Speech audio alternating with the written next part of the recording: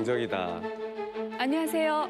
네, 저는 북한 여성들의 선망의 직업 1위 안내통역원으로 중국인 관광객을 안내했던 심하윤이라고 합니다. 제가 낮은 선봉시에서 안내통역원을 했던 것처럼 오늘 이만갑에서 북한 안내통역원이 하는 일에 대해 친절하고 상냥하게 안내해드릴 테니 많이 기대해주세요. 감사합니다. 아유, 어서 오십시오. 쉐쉐쉐쉐. 안내 통역원으로 일해서 뭐 외국인들도 많이 만나보시고 막 이래서 그러신지 정말 말씀도 너무 잘하시고 되게 부드럽고 또 세련된 느낌도 들거든요. 북한 안내 통역원은 정확히 어떤 일을 하나요? 예, 북한 안내통역원은 북한으로 나온 관광객들에게 북한의 관광 명소와 그리고 또 북한의 실정과 북한을 홍보하고 직접적으로 데리고 다니는 그런 일을 합니다. 원래 남한으로 이야기하면 관광 가이드와 똑같은 직업인데요. 북한에서는 안내와 통역을 동시에 진행한다고 해서 안내 통역원이라고 부릅니다. 저기 죄송하지만 말투는 미스 코리아 나올 때 말투죠. 그리고 외모는 약간 김원희 씨. 네. 그리고 뒤에 이소연 씨랑도 약간 비슷한 네, 뭔가가 느낌이. 있죠.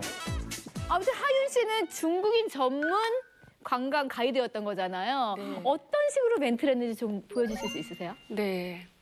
중국인 관광객이 먼저 오면 저희가 버스에서 이렇게 안내를 합니다. 各位女士们、先生们，大家你们好，一路上辛苦了，向大家表示热烈的欢迎。我是朝鲜国际金杯旅行社导游，我给你们简单介绍一下今天你们旅游日程的罗津市的概况。罗津市是朝鲜唯一的自由经济贸易地区，罗津先锋地区是第三国人无需签证便可前往的地区。정말 되게谢谢。 진짜? 달라, 뭔가 달라. 이게 우리가 수 있는 중난 도대체 이 중국어를 어디서 이렇게 배우신 건지 그게 되게 궁금해요, 저는. 네, 금컵 여행사에서 일을 했습니다. 금컵? 네, 금컵 여행사. 저 여기서는 골든컵이라고 하는데 북한은 고유한 북한어를 쓰기 때문에 금컵이라는 단어를 씁니다. 그래서 조선 국제 금컵 여행사라는 데서 안내 통역으로 일을 하면서 중국어를 실전에서 더 많이 배웠습니다. 금컵이 말자주 체육하고 연관이 됐어요. 체육성 산하에 있는 공식 국가에서 인정을 한 무역회사예요.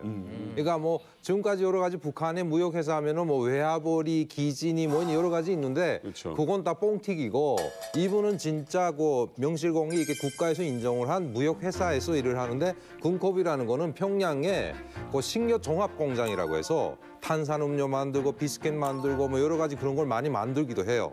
그리고 라진 선봉은 관광객들이 많이 들어오잖아요. 그러니까 그쪽에 금콕 무역회사에 지사가 나가 있어가지고 이게 이분처럼 이렇게 그 외국인들 상대로 관광 안내 가이드도 하고 상품도 팔고 이런 그런 회사인 거죠. 떠오르는 회사예요. 대학은 어디에 있었어요? 네, 저는 대학교에서 의례봉사학이라는 학문을 전공했습니다. 처음 들으시죠? 네, 국정원에서도 처음 들었다고 하더라고요. 이게 어떤 학문이냐면 우리 한국에서 이야기하면 호텔 경영학과 똑같은 학문입니다. 그런데 북한에서는 의례봉사학이라고 부르고요. 원래 주 과목은 뭐 외국인들이 오거나 손님을 접대하는 데서 상차림을 어떻게 하는지, 세트 어떤 순서대로 놓는지, 포크를 어떻게 사용을 하는지, 그 나라의 식습관이 어떻게 되는지, 주류는 어떻게 타는지, 뭐 칵테일 타는 법까지 이런 서비스 관련한 교육을 배워주고요. 저는 이 서비스 양성하는 이런 교육을 받았기 때문에 중국어가 주 전공은 아니고요. 영어가 1외국어였고 2외국어가 중국어였습니다. 네, 그래서 저 대학교 때 2외국어로 중국어를 배웠습니다. 그러니까 이제 안내 통역권이 이제 되게 쉬운 건 아니잖아요. 막 이미지도 중요하고 목소리도 중요한데 그런 직업 되는 자체가 어려운 건가요? 최근에 이 중국어를 배우는 게 북한의 추세가 됐어요. 영어보다는 중국어가 지금 대세라고 해야죠. 그래서 라진에서 사는 사람은 거의 다 중국어를 개인 학원이나 그런 데 가서 돈을 한 달에 비싼 돈을 주고 가서 중국어를 지금 배우고 있거든요. 근데 그게 저희 청진에도 최근에 유행이 됐거든요. 제가 오기 전에. 다 그 최종 목표는 이런 안내 통역원이 되기 위한 거거든요. 근데 그게 들어가려는 문은 자꾸 원하는 사람은 많아요. 그러다 보니까 외모와 실력도 동반되면서 백이 있어야 되는 거예요.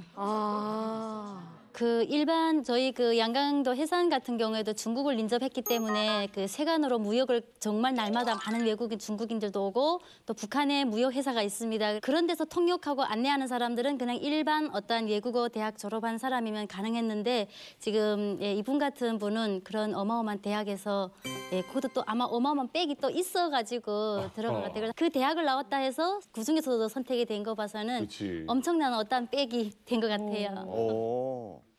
아니 이렇게 얘기를 들어보니까 굉장히 진짜 막 되게 뭔가가 있어야 거기 들어가는 것처럼 다들 얘기를 하셔서 하윤 씨가 이렇게 가방이 많으셨는지 뭐 악어백 같은 게 있어야 돼. 아니요. 저희 뭐 집이 굉장히 잘 살고 이렇지는 않고요. 뭐 신의 한 수라고 저는 생각을 합니다. 운이 좋았던 것 같아요. 제가 대학교를 졸업할 당시에 그 조선국제금컵 여행사에서 안내 통역이 필요했던 것 같아요. 그런데 본사는 북한 평양에 있고 분사는 라진에 있어요. 그래서 제가 라진에서 배치를 받아야 되는데 대학교를 졸업을 하고 왔었고 중국어를 조금 안다, 중국어를 배운 적이 있다라는 대학교 졸업생이라는 그 이유에서 조금 선택이 될 수 있었던 기회가 아니 있지 않았을까 그러면 우리 생각합니다. 하윤 씨 얘기를 쭉 들어보니까 하윤 씨 정말 대단한 분인 것 같은데 다른 직업에 비해서 좀 특이한 직업을 갖고 있어요. 수입이 아 궁금하다. 되게 궁금하거든요. 네. 다른 직업에 비해서 수입이 좀 높나요? 좀 높은 정도가 아니고 굉장히 많다고. 예. 아, 부자네. 그럼 뭐 강냉이로 받고 이러진 않나 봐요? 아, 절대 그렇지 않죠. 달러나 혹은 인민폐라고 하는 중국 돈을 주수입원으로 삼죠. 예. 얼마나 버는 돈이 딱 정해진 건 아닌데 그 단체 손님이 어떤 상품을 사냐에 따라서 좀 달라요. 중국 돈 800원이면 달러로 한 100달러 정도 되고요. 많게는 제가 2박 3일에 중국 돈으로 10,000원을 더 번 적도 있습니다. 와 대박이다. 일반적인 월급이 얼마죠?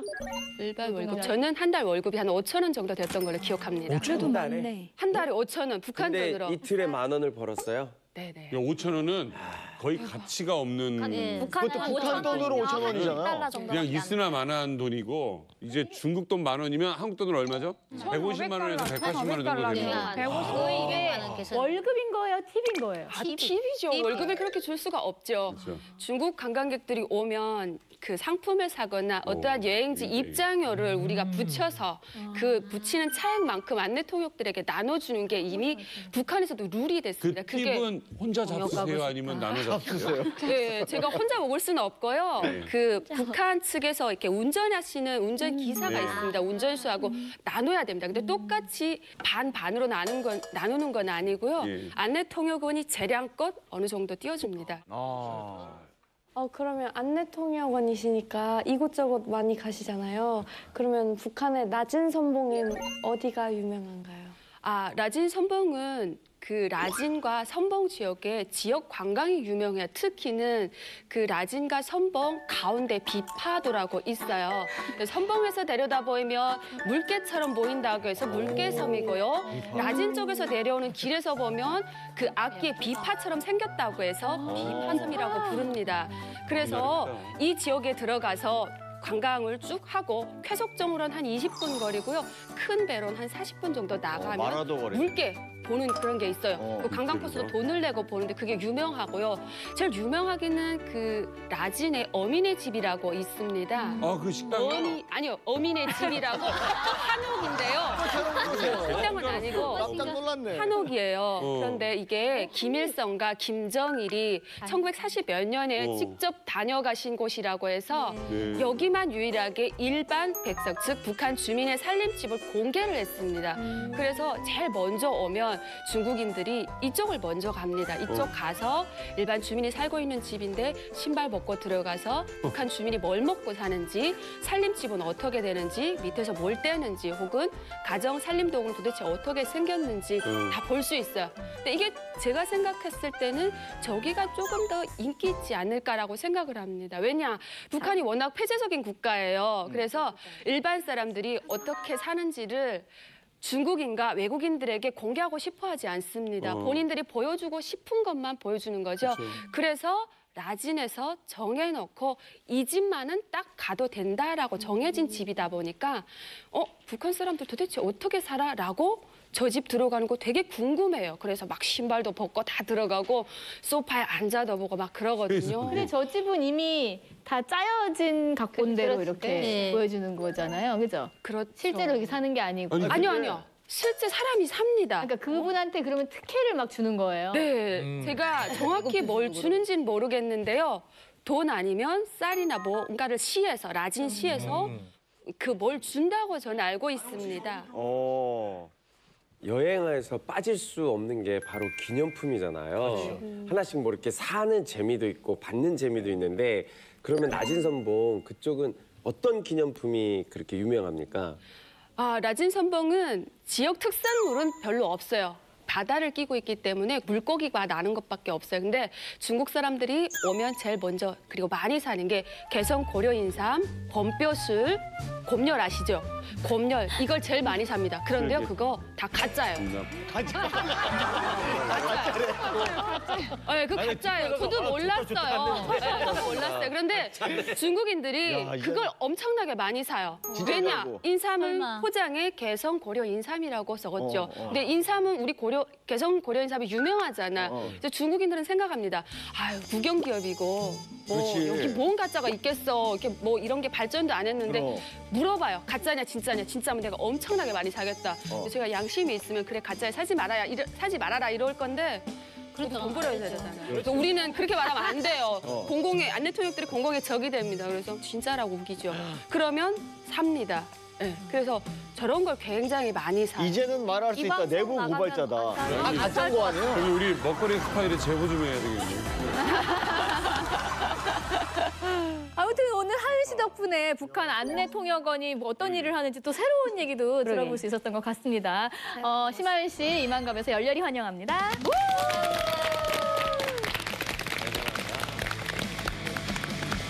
매주 새로운 이야기로 가득한 이만갑 오늘의 주제 공개해 주세요. 출신 성분으로 계급을 나누는 북한. 그중 최하층민이라 불린 사람들이 있다. 해외에서 애국자 대접까지 받았던 이들. 그런데 이들이 북한으로 돌아가 최악의 차별을 받았던 이유는 무엇일까? 이방인이란 낙인 때문에 평생을 최하층민으로 살아야 했던 북한 제3의 신분. 이들의 인권 실태를 고발한다. 충격 증언 북한 제3의 신분. 네. 네, 충격 증언 북한 제3의 신분에 대한 이야기를 나눠보고자 합니다. 자, 먼저 안찬일 대표님, 북한 제3의 신분, 이게 무슨 얘기입니까? 그러니까 이제 북성 교포들 그리고 북한에 뿌리를 두지 않고 북한의 핵심 계층에서 벗어나서 말하자면 소외된 계층을 제3의 군중. 네. 특히는 이제 화교보다는 더 많은 59년부터 84년 사이에 한 9만 명이 넘게 일본에서 북한으로 들어간 사람들. 그런 분들을 북한에서는 이 제3의 군중, 복잡 군중 이렇게 얘기를 하죠. 네, 그러니까 북한에서는 그 계급적 토대를 아주 중요하게 보죠. 체제 유지를 위해서. 거기에서 이런 뭐 제일교포 출신이나 화교 같은 사람들을 제3의 신분을 가졌다라고 합니다. 근데 이런 제일교포들이 북한에 들어와서는 우리 일반 주민들이 봤을 때는 경제적으로 너무 부유하게 잘 사는 거예요. 그러니까 이렇게 북한 정부로부터 3의 신분으로 차별과 대우를 했지만은 또 그 속에서는 뭐 특권층 못지않게 또 잘 사는 사람도 있고 일반 주민들을 봤을 땐 잘 사는 사람. 북한 체제가 통치하기 위해서는 제3의 신분 이런 식으로 갈라놓았다라는 거. 이제 북한에서는 이제 해외 나가거나 조금 이제 외국 물이 조금이라도 먹으면은 이제 제3의 신분이라고 하는데 실제로 북한에서도 그런 사람 되게 많습니까?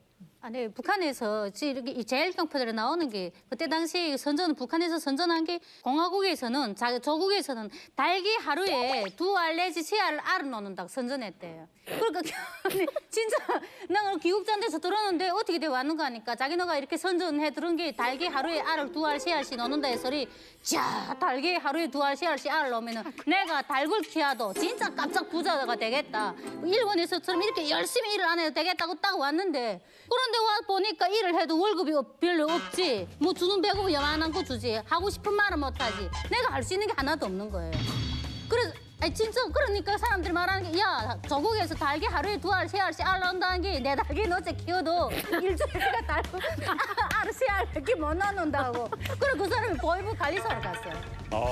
네. 저희 할머니의 동네도 그 제프 할머니가 살고 있었거든요. 네. 근데 일본에서 이제 아들이 온다고 이제 연락이 온 거예요. 근데 제프라고 해봤자 북한에 오면 살림 형편은 다 똑같잖아요. TV도 없고 냉장고도 없는데 지금 당장 아들이 오고 엄마가 잘 산다는 거 보여줘야 되잖아요. 그러니까 당에서 TV도 갖다 놓고 냉장고도 갖다 놓고 막 집 폐가루칠 다 하고 근데 할머니한테 당부를 한 거예요. 이걸 절대 국가에서 해줬다는 말 하지 말라고. 네. 아들이 딱 왔어요. 엄마 정말 잘 사네 이러니까 아들아 네가 온다고 당에서 TV도 갖다 놓고 냉장고도 갖다 놓고 자기가. 네 그래서 그 관리하는 관리원이 잡혀간 일이. 아이고. 세상에. 그 북한에서 항상 그 강조하는 게 뭐예요? 당은 어머니 품. 그럼요. 네. 그래서 못난 자식, 잘난 자식 가리지 않고 다 한 품에 따뜻한 사랑으로 품어주는 이런 어머니 품 이 세상 그 어디에도 없다. 그래서 내 쪽으로는 뭐 복잡계층, 기본계층 뭐 이렇게 나누지만 우리는 가리지 않는다라고 선전을 하는데 실제로는 제일동포들이 차별을 받는 거예요. 그러니까 우리는 차별을 안 받는다는 걸 선전을 해야 되잖아요. 그래서 북한에 나온 드라마가 있어요. 연속소설 철산봉이라고 삼보자가 아버지 그다음에 그 밑에 아들 둘이 다 그 철산봉에 광부로 일을 하면서 한 명은 당비서로까지 이렇게 성장하는 그런 모습을 그린 드라마들 아마 우리 은하 씨는 어려서 못 봤을 거예요. 제가 한 12살, 13살 때 본 기억이 나고 북한은 한 번 드라마가 하게 되면요. 재탕을 한 수십 번을 하기 때문에 암기를 해요. 그처럼 우리는 제일동포들이 한 품에 안아준다고 그렇게 선동을 한 드라마를 봤던 기억이 있는데 실제로 제포들은 정말 그 차별을 받으면서 정말 그 눈물을 흘리면서 살았던 것 같아요. 자, 우리 이자만 나라갑니다에 네. 그 흔히 여기 북에서는 제프라고들 얘기하는 제일교포 출신 이 자리에 계십니다. 일본에서 태어났다가 배를 타고 갔다가 뭔가 마음에 안 드셔서 다시 이만가까지 오신 김주정 스님. 일본에 태어나셨어요? 한국말 되게 잘하시는데. 어땠까? 지금 서울에서 하시는 줄 알았어요. 근데 지금도 사실은 이제 일본의 그 아주 유력 방송 프로그램에 북한 관련한데도 일본어로 출연도 하시고 그랬어요. 자, 이것 좀 설명 좀 해주시죠. 그러니까 결국은 이게 쏘가서 온 케이스죠. 저도 중학교 3학년, 그러니까 15살까지 일본에 살았어요. 와. 네, 일본에 살다가 그 다음에 이게 북송선이라고 있잖아요. 이제 그게 59년부터 83년까지 9만 5천 명이 갔는데, 그러니까 중학교 3학년 때 할아버지께서 북에 가신다고 하니까 저도 같이 가겠다고 한 거죠. 서럽시. 근데 그게 왜 그러냐면 제가 일본에서 다녔던 학교가 우리 학교라는 조선학교예요. 그러니까 제가 다니던 학교에도 북한 학교하고 똑같이 교실에 김일성이 사진이 걸려 있어요. 무서워. 그러니까 일본에서도 똑같이 혁명 역사를 배웠어요. 와. 네. 김일성이는 신이다, 뭐 하늘에서 내려왔다, 뭐 할아버지는 뭐 밤에 걸어가도 이렇게 후광이 빛난다, 뭐 머리 쓰다듬으면 만병이 치유된다, 뭐 이런 이야기를 듣다 보니까 그리고 사회주의 체제는 우리가 배운 거 뭐냐면 북한에 가면 사회주의 제도인데 일전 한 푼 안 받고 병원에서 치료도 해주고 대학도 다 공짜로 보내주고 막 이러니까 상당히 마음이 떴죠. 그리고 우리 일본에서 차별을 받았죠. 차별을 받지. 그 2박을 가는데 총진항에 딱 배가 도착할 때만 해도 완전 감성적인 막 영화 드라마 같아요. 뭔가 예, 뭐 유토피아를 만난 것 같은. 내 조국. 예, 내 조국. 어머니잖아요. 어머니. 그렇죠, 어머니. 엄마 품에 오는. 그래서 배가 수소히 도착을 해서 내리는데 또 미인여들이 또 와서 에스코트를 해줘요. 그러니까 버스에 태우니까 환영 군중이 막 이렇게 열광적인 환영에 총진항에 막 꽉 메웠어요. 몇만 명이 나가지고 막 환영을 해주고 옆에서 뭐 김일성이 찬양하는 노래 들리고 하니까 그다음에 그 버스에 딱 타고 환영 군중 옆에 쭉 지나가는데 가까이서 벌써요. 그때 처음으로 북한 사람들을 가까이서 봤는데 꽃제비야. 옷차림 보고 완전 1차적 깜짝 놀란 거예요. 지상낙원이라고 했는데 분명? 그래서 2차적으로 그러니까 버슬비가 약간 왔었어요. 비닐방막을 뒤집어 쓰고 있는 거예요. 우산이 아니라 네. 우비도 아니고. 그러니까 당시 제가 70년대 갈 때만 해도 일본은 아시잖아요. 그렇죠. 예, 뭐 그때도 전 뭐 햄버거도 먹었고 다 했어요. 예. 엄청난 경제 발전으로. 그렇죠. 나이 뭐 피 신고 막 그랬을 때인데 깜짝 놀랐어요. 지상낙원이니까 일본보다 잘 산 줄 알았는데 비닐방만 쓰고 그다음에 가만히도 뒤집어 쓰고 있고. 더 충격적이에요. 가만히 아시죠? 가만히. 우산 대신 이걸 뒤집어 쓰고 있고. 더 충격적이고 고무신을 신고 있는 거예요, 여성. 아직도. 네. 고무신을. 이 조선시대 때 그 역사 그 시간에 배웠던 고무신을 신고. 아니 이건 뭐 잘못 왔다. 그다음에 우리 그 버스에 탔던 사람들 다 일본에서 온 사람들이잖아요. 네. 더 웃긴 게 뭔지 아세요? 버스 창문 옆에 앉으면 창문이 있어야 되잖아요. 그게 다 유리가 없어요. 버스에. 다 그 철판으로 막아놨어. 그리고 그 위에 일어서서 보일 수 있는 유리가 이렇게 있는 러시아제 버스였어요. 세상에. 네. 본인만 속았다 생각이 안 들고 거기 타기 그렇죠. 완전히 자칫 겉으로 표현도 하시던가요? 일본 말로 하죠. 뭐 여러 가지로 하고 이거 뭐냐 이게 잘못 오지 않았냐 뭐 이런 식으로 하는데 버스가 또 기가 막혀요. 매연이 버스 밖으로 나가는 게 아니라 버스 안으로 매연. 큰일 났다. 막 그래가지고 가는데 그다음 난리 치니까 그 앞에 탔던 북한 분이 안내원인 것 같아요. 네. 운전기사보고 밟으라 하고 속도 내라고. 네, 그래갖고 휙 하고 한영군 중에 불 지나가. 근데 어쨌든 그렇게 속아서 북한에 갔다가 알았잖아요. 아, 내가 속았다. 그렇게 생각이 들었을 때 다시 돌아오면 되는 거 아닌가요? 일단 들어가면 못 나와요? 절대 돌아갈 수가 없는 게 북한이 인구가 부족하고 노동력이 부족해서 북송교포를 받은 겁니다. 오신 5만 거구나. 5천 명을 받아서 뭔가 그 인구의 열세, 남북한 분단 시대에 노동력이 열세를 만회하기 위해서 이 사람들을 받은 데다가 이 사람들은 자본주의에서 사회주의로도 잘 사는 데서 못 사는 데로 온 거 아닙니까? 만약 그 사람들이 다시 일본으로 돌아갈 수 있다면 돌아가서 우리가 속았다, 거기는 무상치료, 무료교육이라는데 영 뭐 거지같이 산다고 하면 이건 큰일 나는 겁니다. 그래서 단 한 사람도 돌아갈 수 없었고 70년대 들어와서 정치범 수용소가 본격화될 때 제일 많이 잡혀간 사람들이 바로 그런 북송교포 출신들입니다. 그러니까 우리가 갔을 때도 갔죠. 가면은 무조건 국적을 줘요. 네, 똑같이 국적을 주고 그다음에 요게 나와서 알았는데요. 우리 일본에 살던 제일교포들이 북송선을 타고 떠났잖아요. 호적을 바로 말소시켰어요, 일본이. 네. 그렇게까지 했었어요. 그래가지고 그냥 북한에 간 다음에는 북한 사람들도 밖에 나가는 걸 꺼려하는 제도인데 우리 하물며 일본에서 살다 갔잖아요. 선전을 받고 갔는데 결국 나가면은 뭐 입에서 무슨 말이 날지 모르기 때문에 절대로 안 보냈죠. 그리고 더 재미난 것이 59년도부터 시작됐는데 저 같은 78년에 갔어요. 그 사이 먼저 간 사람이 실상을 알리면 되지 않나 이렇게 생각을 하시더라고요. 대체. 북한이 어떤 나라입니까?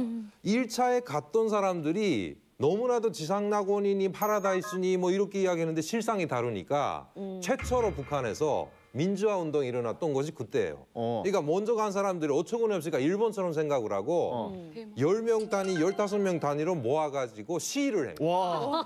북한에서 시위 역사가 처음이에요. 그러니까 북한 당국이 당황을 한 거죠. 네. 그래서 그다음 그 사람들 잡아다가 말반동이라고 해서 정치범 수용소에 보냈어요. 그다음에 일본에 가는 제일교포들이 쓴 편지를 100% 다 뜯어봤어. 뜯어보고 그다음에 나쁜 말 쓴 거는 또 갖다가 데려다가 욕을 하고 막 그 편지를 안 보낸 거예요. 세상에. 네, 그래가지고 좋은 말만 써야 편지가 가게끔 했으니까. 그래도 그 속에서도 어떤 사례가 있냐면요. 북한에서 편지가 날아왔는데 야 우리 동생 구미 잘 있냐, 룸이 잘 있냐, 남이 잘 있냐. 이렇게 자기네 집에 구미, 룸이, 남이라는 이름을 가진 애들이 없는데. 없어. 아무거나. 잘 있냐 해서 봤더니 앞자만 따면 구르나거든요. 구르나는 일본 말로 오지 마 하는 뜻이에요. 어머. 그러니까 이런 식으로 해서 실상을 알리기도 해서 알았지만 절대 다수는 몰랐어요. 아니 이게 그런 거 아니에요.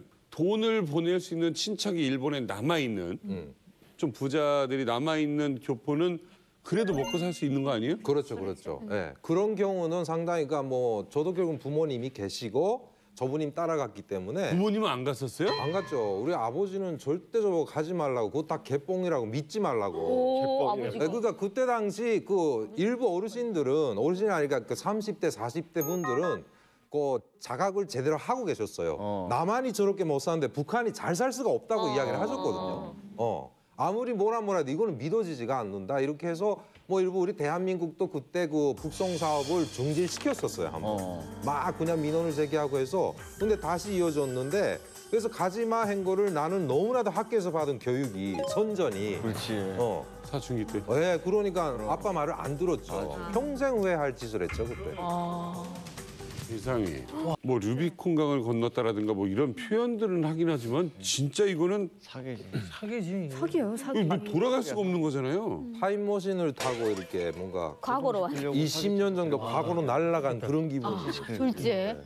제가 이제 대한민국에 와서 같이 근무한 분 중에 기밀 부주석의 보좌관을 지냈는데 이분이 그 북송 사업을 지휘하던 그런 책임 일꾼이었습니다. 이 사람이 말에 의하면 풍진에서 최초로 59년에 그 1차 북송선이 들어올 때 그걸 다 나가서 맞이하고 초대소에 재우고 이런 일을 했던 분인데 이제 이분의 말씀에 따르면 북한이 59년도 1차 북송선을 띄웠지만 1년 전에 이미 일본에 가서 북한에서 제일 좋은 사진만 찍어 간 겁니다. 김일성 종합대학, 뭐 김책공업 종합대학 그래가지고 가면 이런 최고 대학에서 무료로 공부한다.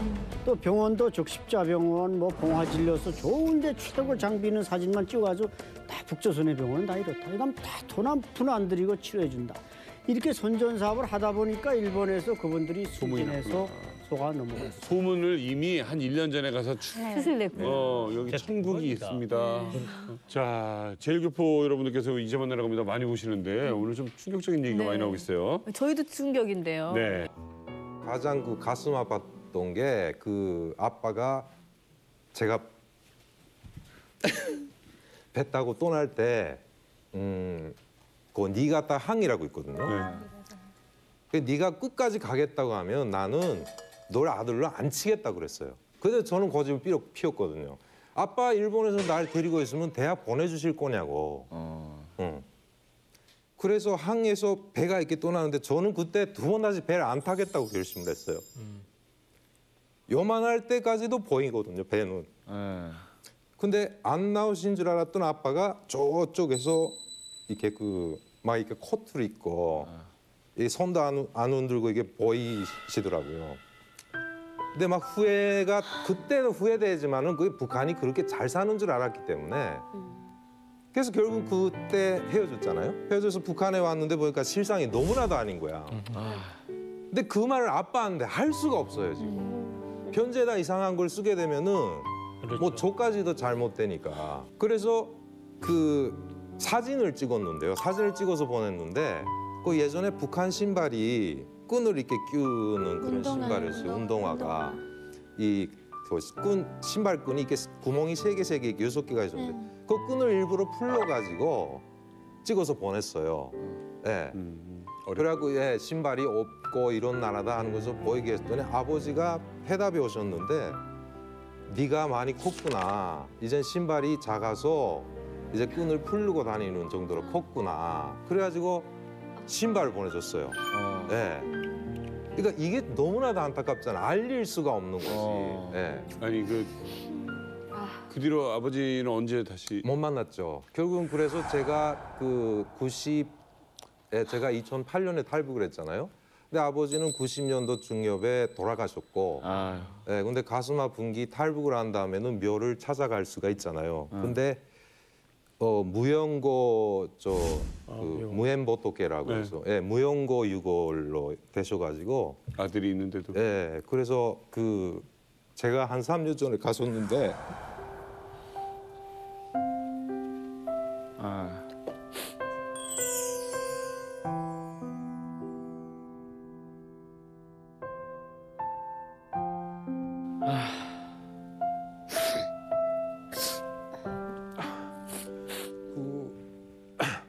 아버지 묘가 무용고다 보니까 다 합장을 해요. 합장을 해서 아버지 유골 자체도 없어진 거예요. 내가 만약 안 갔더라면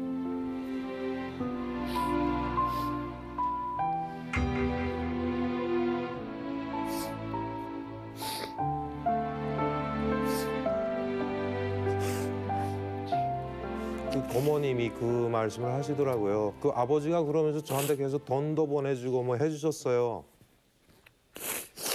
여러 가지로 많이 지원을 해주셨는데 너한테 돈을 보내기 위해서 뭐 어떤 때는 뭐 밥도 굶으시고 그렇게 보내놓고 그러니까 마지막까지 아들이 가서 결국은 제가 또 뭐 가서 뭐죠 이렇게 대학도 나오고 뭐 일종의 그 좀 직업도 괜찮고 했으니까 아버지가 그래도 잘 된 걸로 이렇게 많이 알고 계셨는데 그 뒤 이면에 숨어 있는 진짜 현실은 몰랐던 거죠. 그러니까 마지막까지 이렇게 속 터놓고 대화를 못한 것이 제일 가슴 아프더라고요. 네. 지금 생각해 보시면 어떻습니까? 북한에서 그야말로 뭐 만경봉호를 탔다라고 흔히들 얘기했는데 9만 명이 넘는 그 교포들 그 고통은 정말 이루 말할 수가 없잖아요. 당했던 당사자로서 생각하면 정말 기가 막히시겠어요. 그렇죠. 제일 가슴 아팠던 것이 아까 그 현주 씨도 빗듯 말했지만 어머니 조국이라 그래요. 그러니까 엄마 품이라는 게 되게 따뜻하잖아요. 그래서 진짜 어머니처럼 생각을 하고 간 땅에 갔더니 일본에서보다 더 놀림을 당하는 거예요. 쪽발이라는 등. 또 차별을 당했어요? 그렇죠. 처음에 북한 학교에 갔을 때 애들이 돌을 던지는 거예요. 그러니까 일본에서 왔다고 돌 던지고 놀리고 할 때 그때 막 죽고 싶더라고요.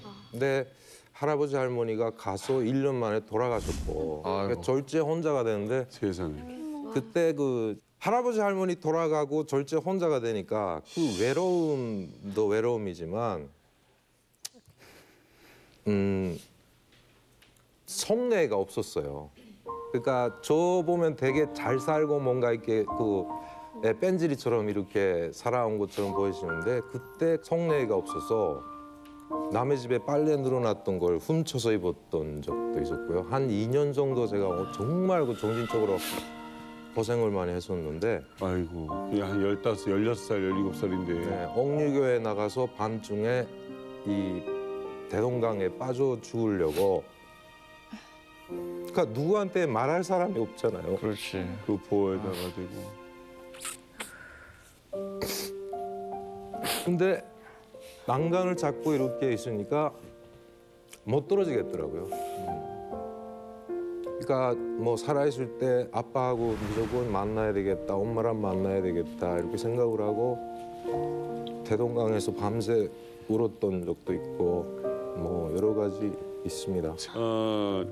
사실 뭐 제1동포 여러분들께서 우리 방송을 또 많이 보세요. 그리고 실제로 일본 프로그램에 우리 이만갑이 소개가 몇 번이 되고 나서 참 많은 분들이 응원을 해주고 계십니다. 사실 그 중에서도 그 교포 생활을 하다가 차별인데 또 그렇게 가서 차별을 당하니 저들은 도대체 어디에 가서 생활하고 자리 잡아야 되나 이게 참 힘들었겠죠.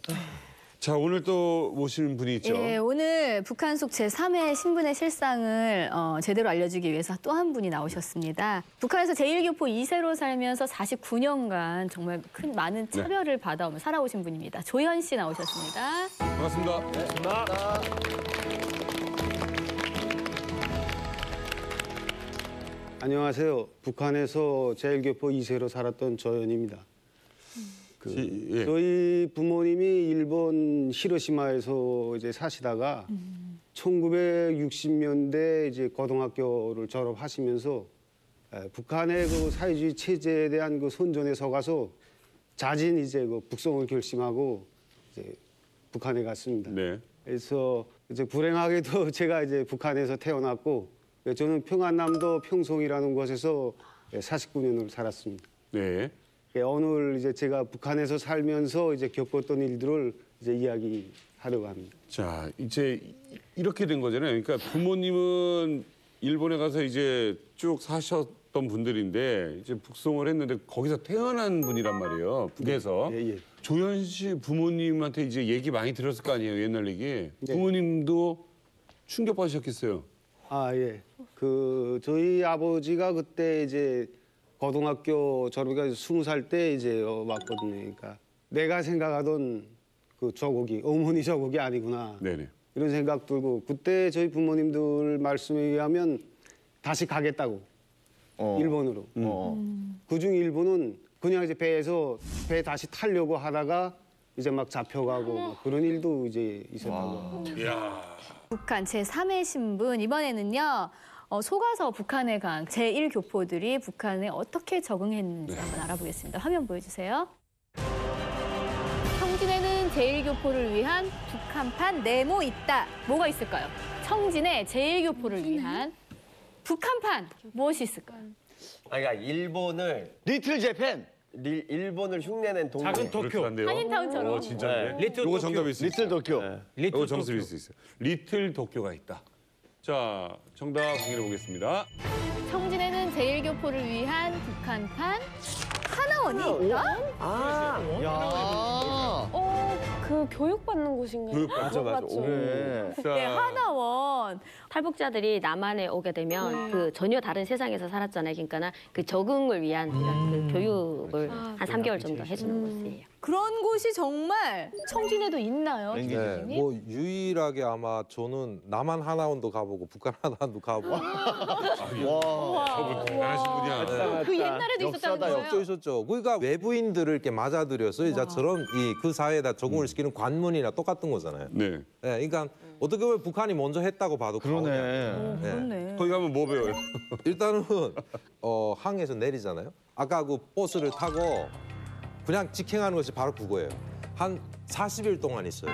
있으면서 거기에서 김일성이 그 무슨 우상화 교육도 받고 그다음에 사회주의 체제에 대한 우월성에 대한 거 이런 거 교육도 받고 그다음에 배치지를 어디 가서 살 것인가 이런 걸 결정을 하고 똑같네.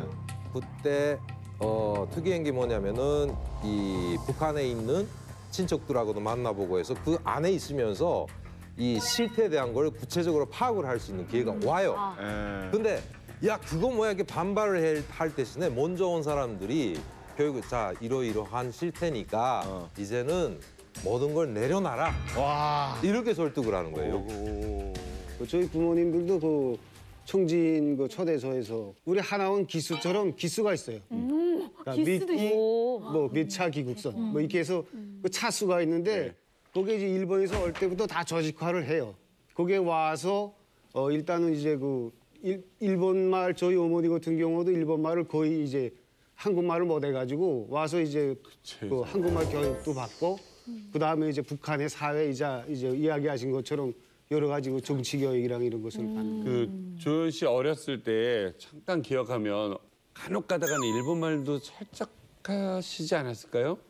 그렇죠. 그러니까 그죠? 저희가 있을 때는 일본말을 따라할까봐 네, 못하고. 저희 부모님들은 전혀 이제 하지 않으시고 이제 막 이제 그 열 받아가지고 싸울 때 그때는 이제 저희 어머니는 바로 일본말로 욕하고 그렇죠. 예, 그러니까 아버지도 이제 일본말로 욕하고 그러니까 열 받았을 때 흥분했을 때는 바로 일본말 나오거든요. 그러니까 일본에서 태어나서 한 이제 20대까지 살았으니까 근데 이제 저희가 있을 때는 가급적이면 이제 나가서 저희도 일본말을 할까봐 그렇지 않아도 차별이 많은데 일본말 하고 못하게 하지. 돌아가면 예. 근데 도대체 그 북한의 그 하나원 같은 그런 데서 뭘 배운다는 얘기예요? 그러니까 결국은 그 땅에서 우리는 살 수밖에 없는 거잖아요. 그렇지. 네, 근데 북한 당국도 알아요. 당연히 이게 일본하고 자기네하고의 현실적인 차이가 난다는 걸. 그러니까 그거를 감추기 위해서 사회주의 제도의 우월성이라는 그런 거예요. 무상 치료고 병원에 가도 이제 봐라 돈 일전 안 받는다. 학교 가서 학비 안 낸다. 너네 내고 왔잖아. 그러니까 여기서는 안 내도 돼. 그다음에 김일성이가 이 나라를 이끄는데 김일성이는 어떤 사람이다 하는 걸 다시 상기시키면서 먼저 간 사람 중에 롤 모델이 있어요. 제가 있을 때도 그랬는데 60년도 먼저 건너간 그 제1교포 중에 평양에 있는 김일성 종합대학을 졸업을 하고 최고인민의 대의원이라고 국회의원까지 하는 사람이 있었어요. 하나 만들어놨구나. 네, 그 사람이 와서 강연을 하는 거예요. 네, 뭐라고 하신지 아세요? 자, 저 지금 의견도 많고 낙심도 많이 하실 텐데 난 60년대 왔다. 60년대 왔더니 여기 더 한심했다. 그렇지, 그렇지. 네, 그런데 이렇게 생각하시라고. 당신네 찾아온 것이 어머니 품이다. 엄마가 지금 시름시름 앓고 있는데 어이구야. 앓고 있는 엄마를 자식이 못 본 척 해야 되냐 안 해야 되냐.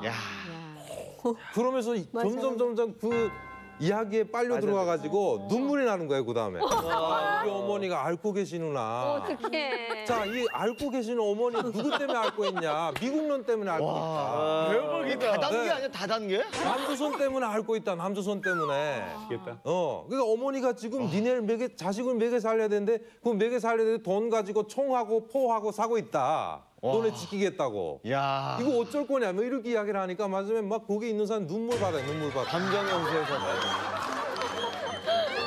근데 사상 교육을 한다고 해서 과연 그분들이 사상이 바뀔지 그게 의문스러워요. 사실 너무 어리지도 않고 충분히 그런 자본주의에 젖어서 왔을 텐데 익숙해져서 그게 바뀌는지 또 만약 바뀐다면 그걸 어떻게 검증하는지. 어린 학생들은 학교에 가면 당연히 교육이 되니까 괜찮은데 성인들이 문제예요. 그러니까 일본에서 이제 20세 이상 그러니까 일하다가 온 사람들 성인들은 이미 그 생각이 다 굳어져 있기 때문에 그렇지. 계속 이제 교육을 해도 잘 바뀌지 않거든요. 이게. 부모님이 그러셨겠어요. 예, 그러니까 이제 그 학교에 못 가는 성인들을 따로 교육을 합니다. 일이 끝나면 따로 모아놓고 따로 이제 교육을 주는데 그 교육을 저희 어머님도 한 6개월 동안 받았다고 해요. 자기들의 그런 상태를 뭐 그냥 알고 넘어가고 거기에 이제 충성도 할 수 있는 그런 교육을 시키는 거죠. 그러면 약간 정신적으로 이상이 와서 정신병이나 이런 거라도 걸릴 것 같아요. 저 있죠. 예, 그러니까 발언을 잘 못해도 일단 그 북한 당국도 이미지가 있잖아요. 발언을 잘 못해서 이 사람을 없앴다고 하면은 이것도 참 공포스럽기 때문에 그 사람은 정신병이 들어가지고 정신병동에 데리고 갔습니다. 이렇게 해서 인위적으로 유포를 하는 경우도 있어요. 되게 무서워요. 그러니까 이렇게 그 말 한마디 잘 못해갖고. 재훈 씨 어머님은 괜찮으셨어요?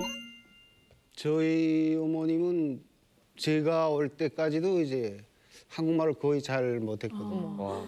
못하겠고 뭐 물론 돌아가실 때까지도 겨우 이제 한국말을 글로 쓴다고 하면 이제 받침을 이제 전혀 쓰지 못하는 거예요. 그러니까 항상 이제 저희 어머님이 제가 그 어렸을 때 그 집을 떠나서 나왔을 때 저한테 이제 편지를 한 번도 못 보냈어요. 그러니까 이제 주변에서 동료들이 편지를 보면 아, 니네 엄마는 이거 한국말도 모르냐 막 이렇게 할까봐 열심히 공부는 하셨는데 워낙 그 일본 말이 이해 많이 배겨가지고 이제 그 일본 한국말을 잘 못하셨어요. 너무 안타깝니다. 재훈 씨 보니까 너무 안타깝네요. 네. 충격 증언 북한 제3의 신분 이번에는요. 북한에서 그렇게 힘들게 정착한 제1교포들이 북한에서 어떤 차별을 받았는지에 관해서 이야기해 보겠습니다. 화면 보여주세요. 제1교포 조현은 출세하기 위해 네모 갔다. 어딜 갔을까요? 정답. 군대 아니면 보위부. 보위부에 갔다. 비슷해요. 네, 김일성 광장. 김일성 광장에 갔다. 많이 정답일 하네. 것 같습니다. 아, 만경대. 만경대에 갔다. 김일성대. 김일성대에 갔다. 정답 확인합니다. 제1교포 조현은 출세하기 위해 돌격대에 갔다. 돌격대? 돌격대라면 뭐 수해복구나 건설 현장에 투입돼서 막 힘들게 일하는 거기잖아요. 왜 출세를 하기 위해서 돌격대에 가셨나요? 제가 소학교 때부터 중학교 졸업할 때까지 한국식으로 표현하면 전교 1등을 이제 넣지 않았어요. 공부를 이제 그렇게 열심히 했거든요. 영재시네. 근데 중학교를 졸업했는데 전교 1등임에도 불구하고 대학 추천을 못 받았어요. 이제 대학을 잘 안 보냈어요. 제1교포 출신. 예. 그래서 이제 안 되겠다. 이 땅에 뭐 남자로 태어나서 남자 구실을 해야 되니까 그래서 당원도 되고 출세도 해야 되는데 그래서 이제는 군대 가야 되겠다. 해서 이제 군대 가려고 하니까 군대도 안 된다는 거예요. 야. 그러니까 기숙자 자녀는 군대도 못 나간다. 아니 북한에 태어나셨잖아요. 예, 근데 이제 군대도 안 내보내서 할 수 없이 이제 저는 낙심을 했었어요. 네. 아, 이 세상에 내가 몸둘 것이 없구나 하고 3년 동안 가서 열심히 일하면 당원도 되고 대학도 보내준다. 네. 그래서 대격대 가는데 9년 일했습니다. 9년? 와. 3년만 있다 올려는 생각이? 아니 근데 조 선생님 그 돌격대라는 곳이 진짜 고문에 가까운 노동을 시키는 곳이잖아요. 네. 어떻게 버티셨어요? 그것도 3년이 아닌 9년을? 9년? 제가 한국에 와서 석도전 돌격대 이야기를 하면 어떤 데냐 하고 물어봤는데 제가 아무리 생각해봐도 그게 없어요. 없어요. 그래서 딱 생각나는 그 돌격대라는 곳이 진짜 고문에 가까운 노동을 시키는 곳이잖아요. 네. 어떻게 버티셨어요? 그것도 3년이 아닌 9년을? 제가 한국에 와서 석도전 돌격대 이야기를 하면 어떤 데냐 하고 물어봤는데 제가 아무리 생각해봐도 한국에 없어요. 그래서 딱 생각나는 건 삼천교육대. 네. 한국의 삼천교육대가 돌격대하고 비슷하다. 와, 말도 안 돼. 근데 그 야교 강식, 노동 강도를 비하면 사실은 삼천교육대보다도 더 힘든 거죠. 진짜로요? 군대는 그래도 좀 괜찮은데 돌격대는 노동은 노동대로 하고 일과 생활은 군대와 같이 빡세게 해야 되고. 그러니까 야교 강식이 굉장한 정도로 이제 많이 지배가 되는 그런 것이에요. 그래서 일이 힘들어서 사실 그 죽은 사람도 많고요. 사고 나서. 그다음에 이제 싸우다가 맞아 죽은 사람도 있고. 저희 친구 하나가 이제 일하다가 그 발파하면서 사고가 나서 두 다리가 이제 절단이 됐거든요. 그래서 제가 옥구 병원까지 뛰어가서 수혈해주고 했는데도 그 살지 못하고 죽었어요. 근데 죽기 전에 저보고 야 현아 나 이거 장가도 못 가보고 죽는구나 이렇게 이야기하고 죽었어요. 근데 그걸 서기하는 신문에 놨는데 북부철길을 부탁하고 간다 뭐 이렇게 이야기했다고 신문에 놔두라고요. 그래서 지금도 그때를 생각하면 마음이 부떡부떡 뛰고 납니다. 대학에 대한 꿈 하나로 이렇게 버티셨다고 들었는데 그럼 대학에 나중에 입학을 하시고 예, 제가 9년 동안 있으면서 당원도 됐고요. 그 돌격대에서 뭐 중대중 치돈도 하고 중대장도 하고 그래서 대학에 갔는데 가고 싶은 대학에는 못 갔습니다. 그래서 제가 금성정치대학에 가려고 했거든요. 8천까지 중명이 돼야 가는 대학이에요. 와, 신분이 확실해야 되네. 무조건 나 금성정치대학 가겠다 하니까 가면 서류 준비해라. 그래서 서류를 준비했는데 그 보안소에서 그 내 출신의 신분에 대한 그 신고 자료가 오거든요. 그 조사 자료가 오는데 거기에 5천부터 남조선에 있으므로 그 증명을 할 수 없음. 이렇게 딱지가 딱 붙어간 거예요. 그래서 금성정치대학에 못 가고 아니 5초는 너무한다. 5초는 나도 요즘 못 보고 사는데. 누군지도 몰라요. 8초는 아세요? 누가 있는지나? 잘 모르잖아요. 우리가 말로만 듣던 그 사돈의 8천 원이야. 예. 아니 5천 때문에 대학을 못 간다는 게 진짜. 이게 너무 이건 차별이 너무 심하잖아요. 그러니까 대학에 가서 제가 그 축산부문 이제 부위원장까지 했거든요. 대단하시네 진짜. 근데 사실 그 승진하는 매 순간순간마다 그 신분 차별이라는 그 신분 차별이 저를 계속 괴롭혔고요. 그러면 이제 마지막에 이제 그 제자리를 꿰찬 사람이 있었어요. 그러니까 제가 이제 부위원장을 했지만은 그 자리를 이제 유지를 하지 못하고 후배한테 이제 그 자리를 뺏겼는데 북한의 시스템이 어떻게 되어 있냐면요. 내가 부위원장을 하다가 다른 밑에 사람이 부위원장을 하면 저는 그 사람 밑에 들어가서 일을 해야 돼요. 근데 저는 사실 오늘 조현 씨 얘기를 정말 잘 듣고 있다는 느낌이 드는 게 세상에 불가능은 없다는 생각이 드는 거예요. 사실은 뭐 해외에 우리 뭐 친구들도 많은 분들도 뭐 이민을 간다거나 이러면서 또 차별을 받으면서 되게 막 좌절하고 나는 열심히 해도 안 될 거야 생각하는 분들도 또 꽤 많거든요. 여러 가지 환경으로. 제가 여기 오기로 결심을 한 것도 사실 그렇게 이제 후배한테 당하고 이제 이 나라에서 내가 더 이상은 안 되겠구나. 그러니까 저희 자식들은 나보다 더 고생을 해도 나만큼 되기 힘들어요. 이게 안 되겠구나. 그러니까 자식들 미래를 위해서도 내가 이 땅을 떼야 되겠다. 이렇게 생각을 하고 이제 살고. 사모님께서는 만족하고 잘 사시고요? 예, 집사람은 이제 한국에 와서 그 다음 해에 그 집사람 데리고 히로시마 갔다 했거든요. 네, 갔었어요 일본에. 저희 아버지, 뭐 할아버지, 할머니의 그 어머니의 그 자취가 있는데 여기 그거 좋지 않습니까? 히로시마 가고 싶으면 가고, 그렇죠. 파리 가고 싶으면 가고. 그렇죠. 근데 말로만 듣던 일본이잖아요. 예. 딱 가셨는데 기분이 어떠셨어요? 아버지의 굉장히 이제 제2의 고향. 마음이 굉장히 찹찹했어요.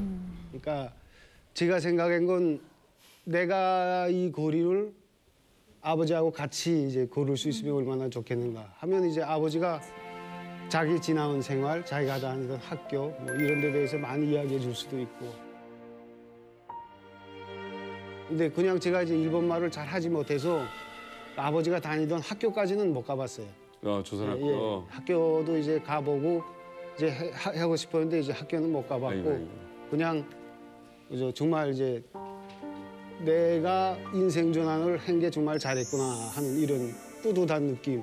그리고 아버지 고향에 올 수 있게 됐다는 그 내 인생에 대한 그 행복감, 뭐 자존감 뭐 이런 것들이 항상 이제 그때 많이 있더라고요.